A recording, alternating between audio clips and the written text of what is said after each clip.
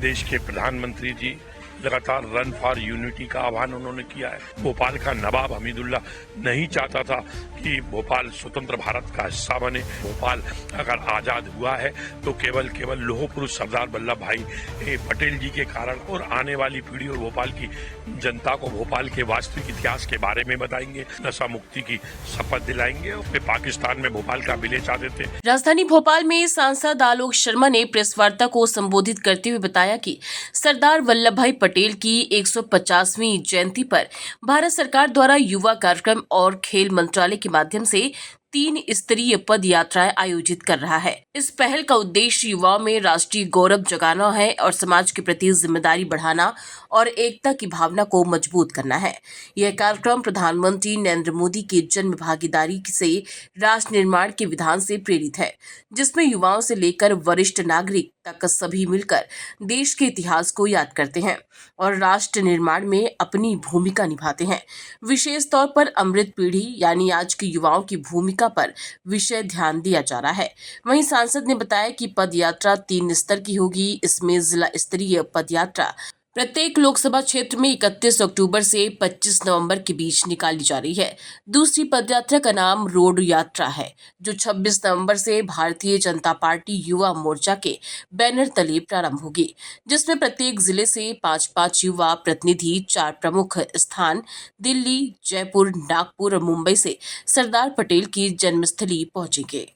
सरदार वल्लभ भाई पटेल को लेकर एक यात्रा निकलने जा रही है। यात्रा सांसद आलोक शर्मा जी निकालना हमारे साथ मौजूद है बात करने के लिए। सर, एक यात्रा निकलने जा रही है सरदार वल्लभ भाई पटेल को लेकर, क्या कहिए, क्या कुछ रहेगा? पूरा देश हर्षोल्लास भरे वातावरण में देश के लौह पुरुष सरदार वल्लभ भाई पटेल की 150वीं वर्षगांठ मना रहा है। देश के प्रधानमंत्री जी लगातार रन फॉर यूनिटी का आह्वान उन्होंने किया है। जगह जगह रन फॉर यूनिटी के कार्यक्रम हो रहे हैं। कल भोपाल में भी ये पदयात्रा का कार्यक्रम हो रहा। देश भर के सांसद अपने अपने संसदीय क्षेत्र में 3 दिन तक पदयात्रा करने वाले हैं।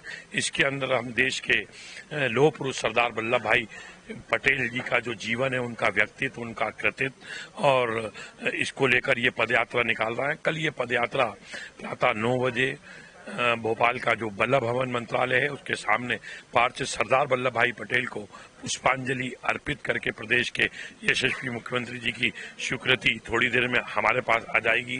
प्रदेश के यशस्वी प्रदेश अध्यक्ष हेमंत खंडेलवाल जी और हमारे प्रभारी मंत्री चेतन कश्यप जी की स्वीकृति मिल गई है।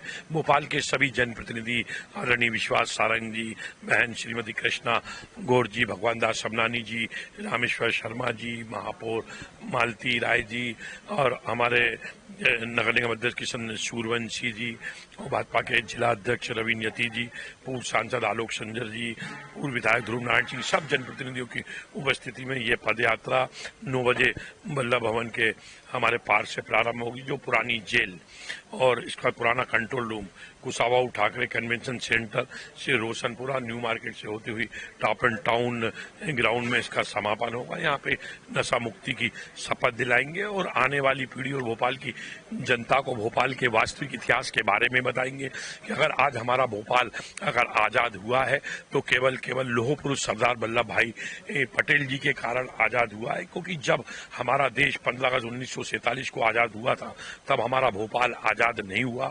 भोपाल का नवाब हमीदुल्ला नहीं चाहता था कि भोपाल स्वतंत्र भारत का हिस्सा बने। जूनागढ़ का नवाब, हैदराबाद का नवाब ये स्वतंत्र भारत का हिस्सा नहीं बनना चाहते थे। वे पाकिस्तान में भोपाल का विलय चाहते थे। इसके लिए भोपाल में एक लंबी लड़ी गई, विलीनीकरण का आंदोलन। उसमें भोपाल नवाब हमीदुल्ला की पुलिस ने 5 भोपाल के राष्ट्रभक्त नौजवानों को गोलियों से धाराशायी कर दिया था। वे शहीद हुए थे, उसका भी हम स्मरण कर रहे हैं। भोपाल का वास्तविक इतिहास 1000 साल का रहा है। ये भोपाल केवल नवाबों का नहीं है, ये भोपाल सम्राट अशोक का है, चंद्रगुप्त मौर्य का है, पृथ्वीराज वंशों का है, राजा भोज परमार वंशकों का है, रानी कमलापति का।